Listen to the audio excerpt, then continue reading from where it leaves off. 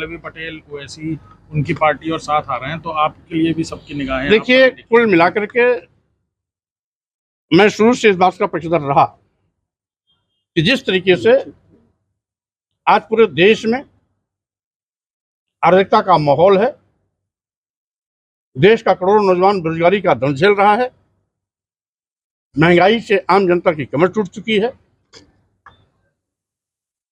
किसानों को एमएसपी का लाभ तो मिला नहीं, अलबत्ते उन पर लाठियां भाजी जा रही हैं, रास्ते में कील कांटे बिछाए जा रहे हैं, ड्रोन द्वारा हमले किए जा रहे हैं, रबर की बुलेट दागी जा रही है। ऐसा लगता है किसान अन्नदाता भगवान नहीं, इस देश का दुश्मन बन गया है। दुश्मनों जैसा व्यवहार भाजपा की सरकार किसानों के साथ कर रही है। वहीं पर जो छोटे और मध्यम व्यवसायी हैं, पहले इनका जीएसटी के माध्यम से शोषण हुआ, अब जीएसटी संबंधित सारे मामले ईडी को सौंपकर उनके कमर तोड़ने की तैयारी कर ली गई है। आज ये पहली ऐसी विफलतम सरकार है और जो देश की राष्ट्रीय संपत्ति, राष्ट्रीय संपदा और सरकारी विभागों को बेचने का पाप कर रही है। पहले की केंद्र की सरकारें निजी क्षेत्रों का राष्ट्रीयकरण करती थी, जिससे कि नौजवानों के लिए रोजगार के रास्ते खुलते थे। आज ये पहली ऐसी असफलतम सरकार है जो देश की सरकारी विभागों को बेच रही है।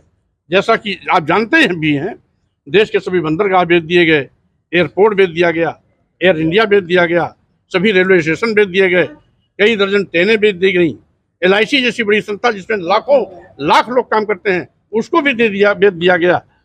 यानी जिन सरकारी विभागों में नौजवानों को सरकारी नौकरियां मिलने की उम्मीदें हुआ करती थी, ये उन नौजवानों की उम्मीदों का भी गला घोट रहे हैं। और हम समझते हैं यह केंद्र की सरकार, भाजपा की सरकार, ईस्ट इंडिया कंपनी से भी बदतर सरकार है। ईस्ट इंडिया कंपनी तो भारत को लूटती थी, तो अपने देश में जाकर के इंग्लैंड में पैसा जमा करती थी, लेकिन ये तो पूरे देश को लूट कर केवल अदानी और अंबानी की तिजोरी भरने में लगे हुए हैं।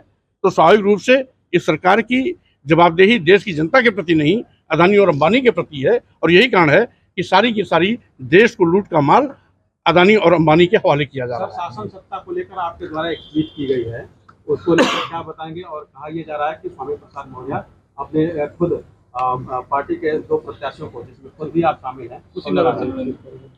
स्वाभाविक रूप से मैं इंडिया अलायंस का सहयोगी था, आज भी हूं, आगे भी रहूंगा, क्योंकि हमारा मकसद है कि जिस तरीके से आज संवैधानिक मान्यताओं को खत्म किया जा रहा है, अनुसूचित जाति, अनुसूचित जनजाति, पिछड़ों का आरक्षण शून्य निष्प्रभावी किया जा रहा है, लोकतंत्र को कुचला जा रहा है, लोकतंत्र को खत्म करने के लिए विपक्षी पार्टी के नेताओं के खिलाफ ईडी, CBI, इनकम टैक्स का दुरुपयोग किया जा रहा है।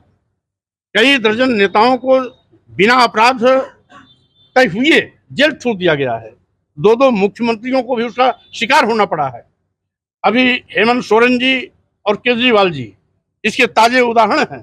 तो स्वाभाविक रूप से हमारी मान्यता है कि संविधान बचाओ, देश संविधान बचाओ, बीजेपी हटाओ, लोकतंत्र बचाओ, बीजेपी हटाओ, देश बचाओ, बीजेपी हटाओ। इसलिए हम इंडिया अलायंस को सशक्त बनाने की दिशा में पहले भी काम कर रहे थे, आज भी कर रहे हैं।